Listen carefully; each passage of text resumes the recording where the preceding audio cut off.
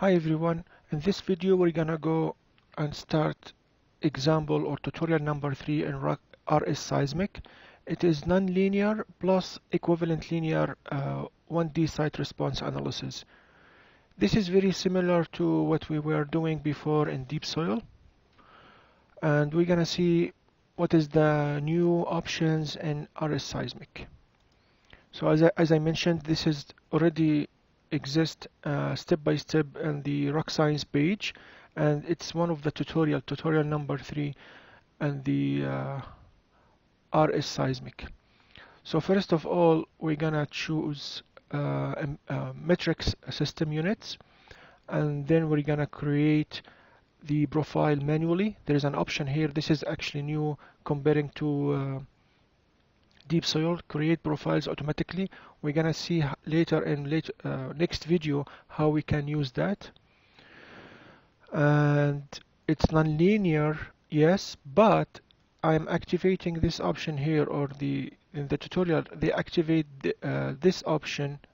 This option here, complementary analysis. So at the end, the results will be both equivalent linear plus non-linear analysis. So you're gonna have both, and there is no any loss to doing that. To do that, once you activate the non-linear and activate this option, you're gonna get both analysis, and the time is like very short. It's not gonna take too much time.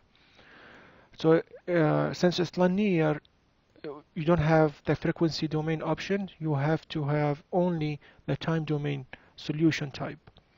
So if it's equivalent linear, you can solve the problem with the frequency domain. But since it's nonlinear, you only have one option, which is the time domain. And for the soil model, we're gonna choose GQH. The analysis tag here, if this is confusing, you can click on the question mark and you can see that we are following this type of analysis. It's time domain, nonlinear, GQH with non-macing behavior. Okay, let's go to the next step. So we started at the top here. Now let's go to the next step. As you can see, the 1D column of the soil has 5 layers with the bedrock. Each layer is 4 meters thick. Okay, you can name the layers here, and whatever you want. You can name it. You can leave it as a default. That's fine. And then after we define the thickness of each layer, we go to the next step, which is the property. And this is very similar to deep soil actually.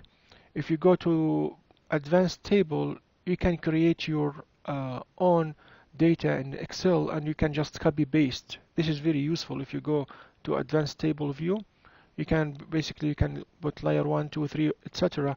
thickness, copy paste directly from Excel. And this is the unit weight of each layer, the shear wave velocity, the shear strength. The shear strength is basically coming from this function, more column. So tau equal cohesion plus effective vertical stress times tan of friction angle. So if the soil has cohesion, this is the shear strength. This is shear strength, tau. If the soil has cohesion, you can define it for each layer or sub layers. If there is no cohesion, you can just put this 0. The effective vertical stress, it's recommended to take it at the middle of each layer. So it's going to be the unit weight times the thickness in the middle of the layers. So you can generate that in Excel and copy paste it directly to the software. Tan phi is the friction angle of the soil, and that's how you define the shear strength. So that's the shear strength. Soil domain, we already defined it in the first step, and all the others is basically coming from matching or the best fit. For example, here for this layer, the first layer, we are using Durandili, or Rock Science is using Durandili in their tutorial, and they are matching the reference curve of Durandili based on this property. Okay, and that's the other property in terms of stiffness reduction curve and damping curve. Shear strength, we don't really care about it too much, but the most important part for fittings is you need to match the stiffness reduction curve and the damping curve for each layer based on the property that you defined at the beginning and based also on the reference curve. Darandili, this is the input that is required to generate the stiffness. So you need to have over consolidation ratio K naught, which is function of friction angle, N, this is from SPT, frequency, and then plasticity index. For all layers, looks like they choose Darandili reference curve. Darandili, it's very good model, but you need to have 5 or 4 input. What are the others models or reference curves? You almost have like 9 models. If you have no idea about the soil, or at least you know just the density, you may need to choose different model. Like for example, Sealand address 1970, it's just provide the stiffness reduction curve data directly without any inputs. Mink, it's also very good for coarse material. If you have gravels or coarse sand, this is very good model for sand. Darandili, it's also good for clay since it's one of the input is over consolidation ratio. Okay, so this is the same models actually we use in deep soil. And then the procedure of best fit, everyone I assume it's familiar. So you define the model, you put the input here, and then you choose the fitting procedure. I usually choose the first one, and then click fit to match the stiffness reduction curve and the damping curve. Once you do that, you go to the next step of motions. Before you go there, I just want to mention that the fundamental frequency or fundamental period of this column actually can be found at the bottom here. So once you define your soil column, if you are interested in defining the natural period or fundamental period, same thing, which is natural frequency, which is 1 over T, you can obtain them directly from here if you are interested in these values. Once you define the property, the soil layers and everything, you go and select the motions, which motion you want to define. There are already some motions defined. If you have specific motions you want to use in the analysis, you can add them from here to the database, and then deep soil will allow you, or sorry, RSseismic will allow you to choose from here, from this list, to apply it to the 1D column. For this tutorial, they choose Chi motion. So I'm just gonna keep it like this. And another thing I want to mention, if you already defined the motion here and you would like to apply baseline correction or any other processing for the earthquake motions, you go up here and you will see there is a baseline correction option here. There is single motion preview. If you click here, I will choose Chi motion. You can actually do many stuff here. For example, if you would like to define the significant duration of this motion, you can click here and you will see the significant duration highlighted in dark gray, and that represents the significant duration. You can see also peak ground acceleration, peak ground velocity, peak ground displacement, all at the bottom. The Fourier amplitude of the motions, you can see it also in both frequency domain or time. FFT in different domain also, the time history data if you are interested, the areas intensity, similar to basically deep soil, very similar. I don't see any big significant improvement in RSseismic except the auto generation of the profile so far. So that's my opinion. After you define the motion, you go to the next step, which is the damping. The damping curve the damping curve for this is I'm just gonna leave it as a recommended. In the tutorial they leave it as recommended, and then activate all these options, then go to compute option, which is the last step before showing the results. I'm gonna keep everything as it is for now.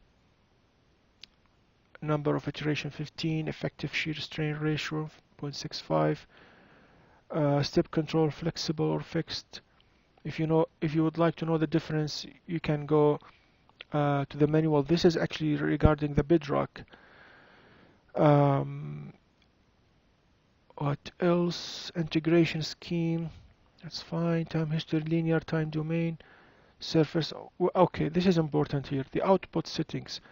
So you are applying the motions at the bottom of the column, but the output is going to give you the output motions at the surface.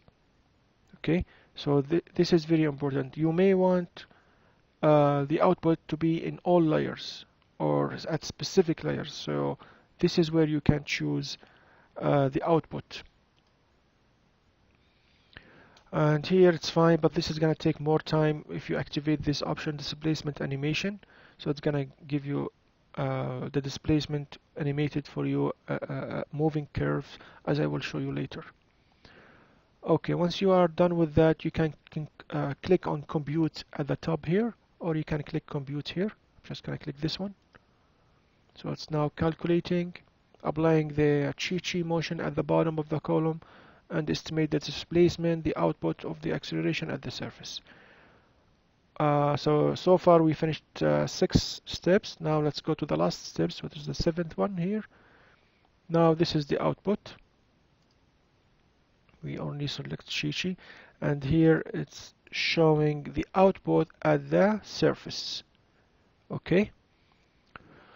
So let's go to the response spectra, which is the most important part here for me. So you can see that the input motion is in a black color. The output at the surface or at layer number 1 is I don't know what's this color. It's like brown color. So you can see there is amplifications of the earthquake motions that we applied from the bottom of the model. So it says here this is at the bottom, this is at the top, so there is amplifications of the motions. There is another option here, displacement. I will not rely on the displacement too much in this analysis, since this is very simplified approach, but it gives you the displacement, and you can actually see it's moving while it's shaking. You see this curve. This is represent the displacement at displacement time history during the motions, during chi motion. And this is the layers. So you can click here to show the layers where is the maximum displacement occurred. So this dashed line here represents layer 1, 2, etc. You can unactivate that by select or deselect this option. Okay. If you have other motions, you can CC them from here. This is equivalent linear. This is nonlinear. Equivalent linear, it's almost like the same results. I don't see big difference here.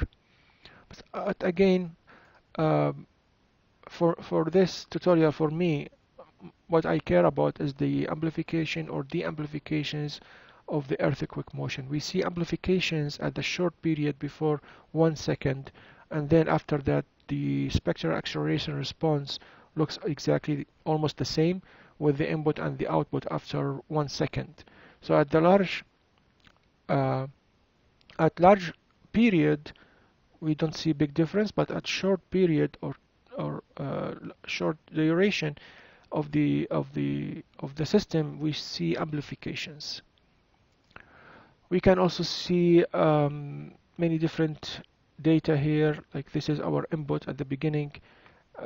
This is the normalized shear stress. We can also see BGA, BGD, peak ground acceleration, peak ground displacement at every single layer if we activate that. This is actually cool option. It wasn't there in the deep soil. We can see the effective stress, vertical stress. This is what we defined at the beginning. Maximum stress threshold. This is from the software. This is from the motions. You can see the spectral plot for the nonlinear analysis. This is the output, by the way. If you want to compare it to the input, you go here. This is the stress strain plots. This is the time history. Yeah, so it is cool. You can show actually both equivalent linear, nonlinear at the same time for layer number one, and then I don't see any difference. They are almost identical. And then last step, you can copy the plots. You can copy any plots from here. Just choose the plot you want and copy the data or the plot, or you export them in Excel. This is exactly the same in deep soil. Copy the chart from here. You can zoom in. You can export the data also to Dyna software. You can switch also to dark mode, which is cool if you don't prefer white background in the software. This option also is new. So in general, whoever familiar with deep soil will not find any difficulty dealing with RSseismic because it's very similar. Yes, there are some new options as we saw in the beginning. The profile automatically generation tool here, this is a new option. What else? In the models, I don't see any new models. For example, the reference curve is still exactly the same as a deep soil. The user interface looks very easy and friendly. That is not complicated. There is no need to write codes or anything. It's just like using mouse you can run the analysis so far. But I heard some news that Rock Science is working on automate the RSseismic using Python. So that will be also very good actually. It will save us some time. So I hope you enjoyed this video. Thank you so much for watching and stay tuned for next video.